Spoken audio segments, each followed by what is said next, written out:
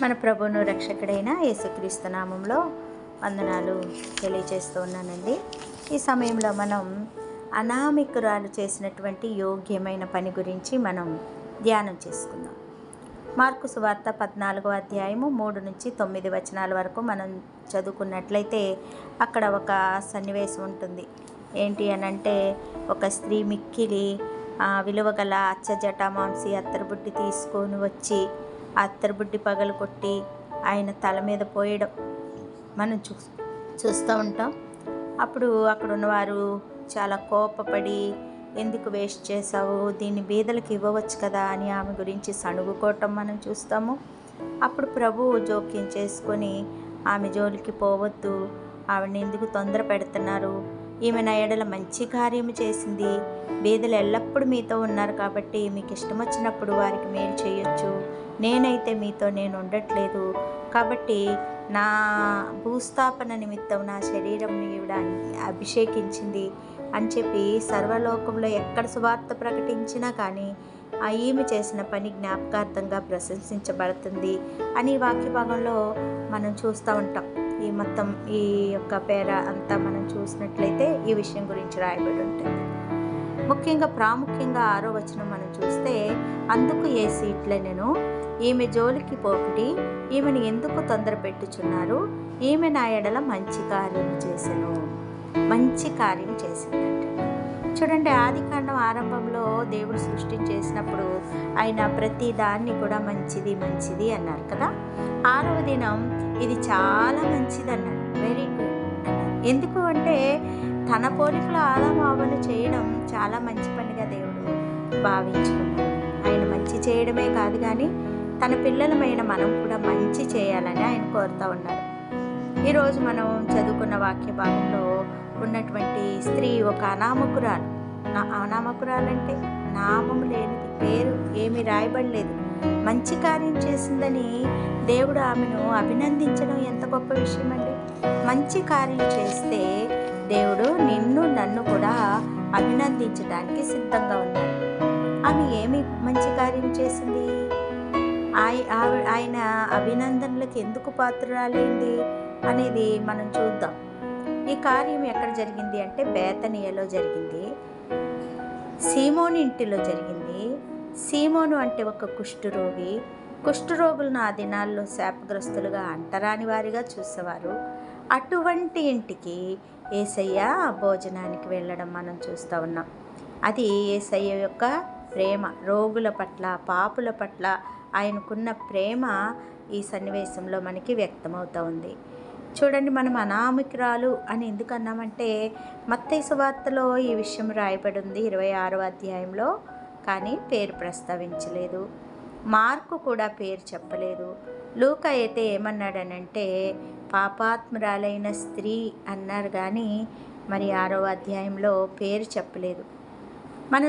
మనం ధ్యానం చేద్దాం, ఎందుకు ఈమె చేసిన కార్యము మంచి కార్యము అనే విషయం తెలుసుకోవడానికి 7 సంగతులు మనం జ్ఞాపకం చేసుకుందాం. ఒకటి ఏంటంటే, అది ఆమె చేసిన పని, ఆమె మరి సమర్పించినటువంటి ఆ అత్తరు విలువగలది అని వ్రాయబడింది 14:3లో మార్కు సువార్త. ఎందుకని మనం విలువగలది అని ఇవ్వాలి అని అంటే, మనం విలువ పెట్టి కొనబడిన వారమండి.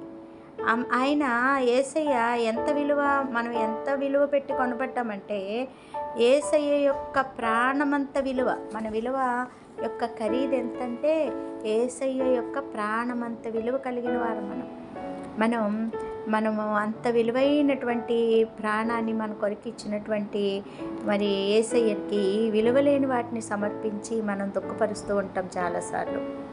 అయితే ఈమె ఇచ్చినటువంటి ఆ విలువైనటువంటిది ఎలాంటిదంటే, ఈ అత్తరంటండి అనేకమైన మూలికల ద్వారా తయారు చేయబడి ఉంటుందంట. రెండవది ఏంటంటే, విమర్శను కూడా ఆమె లెక్క చేయలేదు. అదే అధ్యాయం అదే మనం చదువుకున్న వాక్య భాగంలో 5వ వచనంలో వాళ్ళు ఆమెను ఎంతో ఆటంకపరుస్తారు, సణుక్కుంటూ కూడా మనం చూస్తూ ఉంటాం. అయినా కానీ ఆమె ఎవరిని గురించి కూడా ఏమి మైండ్ చేయలేదు. తను చేయాలనుకున్న కార్యం హృదయపూర్వకంగా చేసినట్లుగా మనం చూస్తూ ఉన్నాం. అదేవిధంగా ఈ వాక్య భాగంలో ఇంకొకటి ఏంటంటే, ఆమె ఆ కార్యం చేయడానికి ముందుగానే సిద్ధపాటుతో చేసింది.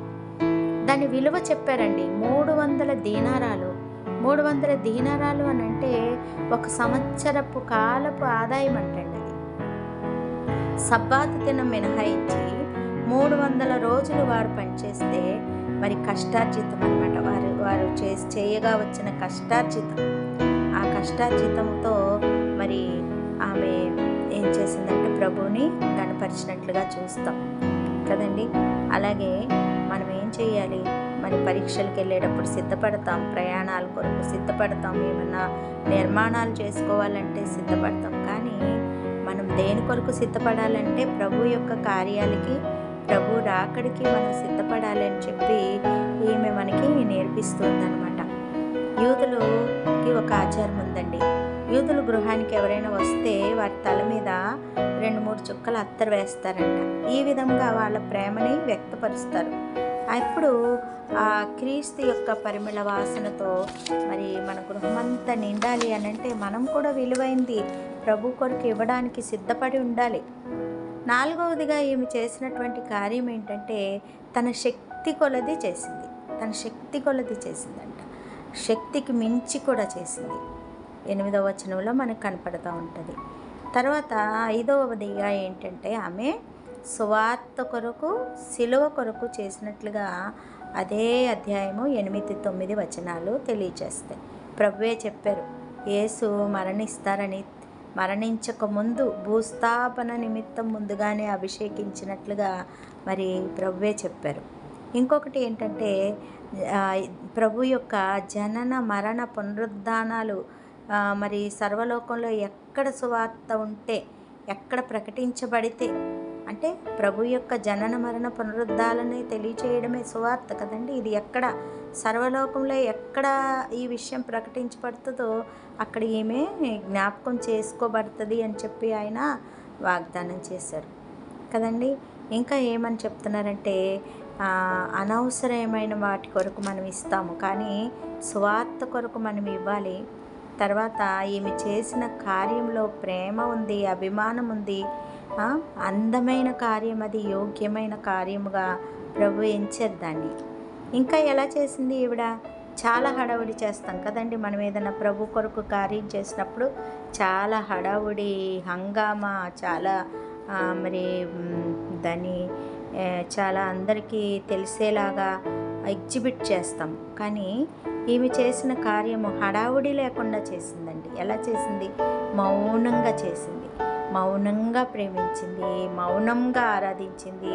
ప్రభు ఏం చేశారు? ఆమె మౌనాన్ని బట్టి ఆమె మీద అందరూ సణిగినప్పుడు ప్రభువే ఆమె పక్షంగా మాట్లాడారు కదండి. ప్రభు మాట్లాడారు ఆమె పక్షంగా. ఆమె మౌనంగానే ఉన్నప్పుడు నేను గణపరుస్తాను, నన్ను గణపరిచిన వారిని నేను గణపరుస్తాను అని. ఈ అనామిక చేసినటువంటి కార్యం ఎలాంటి కార్యం అంటే నిశ్శబ్దమైన కార్యం, నిశ్శబ్దమైన భక్తి కార్యము, త్యాగపూరితమైన కార్యము. అందుకే పరిశుద్ధాత్మ దేవుడు అంటాడు, ఈ కార్యాన్ని చక్కగా మంచిగా ప్రశంసించారు, ప్రస్తుతించారు, పరిశుద్ధ గ్రంథంలో లిఖించారు. తర్వాత 7వదిగా ఆమె యేసు చేత అంగీకరించబడినటువంటి స్త్రీగా ఉంది. మనుషులతో కాదు కానీ దేవుని చేత మన కార్యాలు అంగీకరించబడాలి. దేవుడు అంగీకరిస్తేనే మనం చేసిన దానికి విలువ, మనం చేసిన కార్యానికి మరి దేవుని చేత అంగీకరించబడడానికి మనం చేయాలి. మనుషుల్ని సంతోషపెట్టేవారిగా, మనుషుల్ని మనం వాళ్ళ మన్ననలు పొందుకోవడానికి, ప్రశంసలు పొందుకోవడానికి కాదు, కానీ మనం ప్రభు వద్ద నుండి మన్ననలు, ప్రశంసలు పొందుకోవడానికి ప్రభు కొరకు కార్యాలు చేయాలి అని ఈమె మనకి ఒక పాఠం నేర్పిస్తుంది. దేవుని చేత అంగీకరించబడాలండి మనం చేసే కార్యం. కయ్యను, హేబేలు గురించి మనం చదువుకున్నప్పుడు మరి హేబేలు యొక్క అర్పణ దేవుడు అంగీకరించాడు, కయ్యను అంగీకరించలేదు. అలాగే రాజైన హిజ్కియా విషయంలో కూడా మరి ఆయన చేసిన ప్రార్థన దేవుడు అంగీకరించి ఆయుష్ పొడిగించాడు. అలాగే పౌలు గారు చేసిన సేవ అంగీకరించబడింది. మరి సౌలుని దేవుడు తిరస్కరించాడు కదండి. కాబట్టి మనం చేసే కార్యాలు, మన భక్తి జీవితము, మన యొక్క మనం చేస్తున్నటువంటి ఆ, భక్తి కానివ్వండి, లేకపోతే మనము పాటిస్తున్నటువంటి దేవుని యొక్క ఆ, ఆ కట్టడలు అవన్నీ కూడా మనుషులకి యోగ్యంగా కనపడినప్పటికీ నీ ప్రభువు తిరస్కరిస్తారేమో మనం ఒకసారి టెస్ట్ చేసుకోవాలి. సెల్ఫ్ చెక్ చేసుకొని మనం చేసేటువంటి భక్తి, మనం జీవిస్తున్న జీవన విధానము ప్రభు దృష్టికి ఆమోదయోగ్యంగా ఉందా, అంగీకరించబడుతుందా అనే విషయాలను మనం ఆలోచించుకొని మరి మనము కూడా ఆయన అంగీకరించే రీతిగా జీవించాలని, మన జీవితము దేవునికి అంగీకారంగా ఉండేలాగున ప్రభు మనందరినీ ఆశీర్వదించాలని కోరుకుంటూ ముగిస్తున్నానండి. అందరికీ వందనాలు. Thank you very much. God bless you.